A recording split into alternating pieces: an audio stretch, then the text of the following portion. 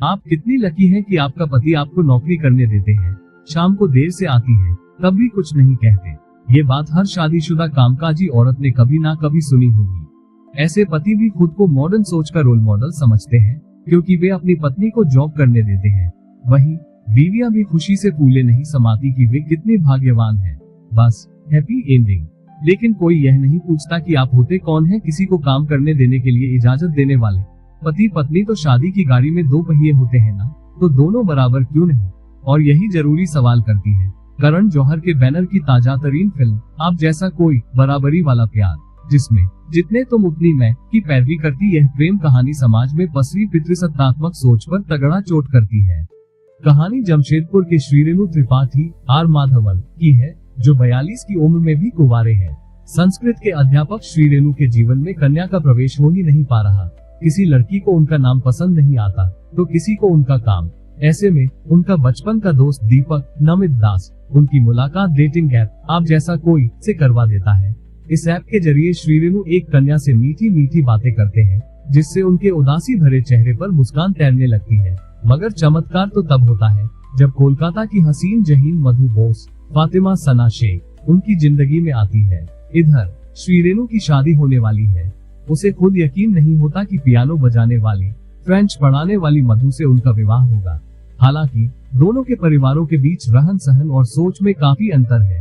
श्रीरेणु का भाई अपनी पत्नी और बेटी के सपनों को जहां धेला भर भी महत्व नहीं देता, वहीं मधु के परिवार में औरतों पुरुषों के साथ बैठकर शराब की चुस्कियां तक लेती है। सोच का यही अंतर श्रीरेणु और मधु के रिश्ते में भी दरार की वजह बनता है। श्रीरेणु को जब पता चलता है कि उससे डेटिंग ऐप पर रोमांटिक बातें करने वाली लड़की कोई और नहीं बल्कि मधु ही थी, तो उसके भीतर का संकुचित सोच वाला मर्द ये बर्दाश्त नहीं कर पाता।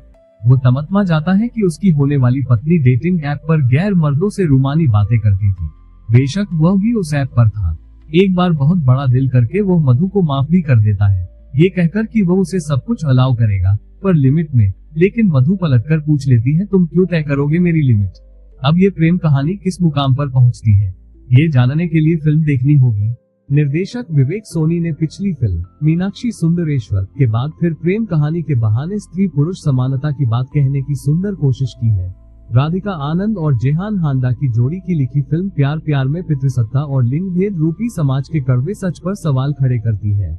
कोलकाता की खूबसूरत गलियों में परवान चढ़ती श्रीरेणु और मधु की प्रेम कहानी आकर्षक भी लगती है। वहीं श्रीरेणु की भाभी आयशा रजा वाला ट्रैक नाटकीय होने के बावजूद इस प्रेम कहानी को सपोर्ट देता है।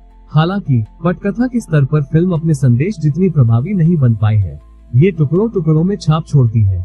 क्लाइमैक्स समेत कई सीन्स और ज्यादा दमदार हो सकते थे। उस पर यह काफी हद तक करण जौहर की ही फिल्म रॉकी और रानी की प्रेम कहानी की भी याद दिलाती है। बस वहाँ लड़का पंजाबी था, यहाँ जमशेदपुर का नायिका दोनों में ही बंगाली है।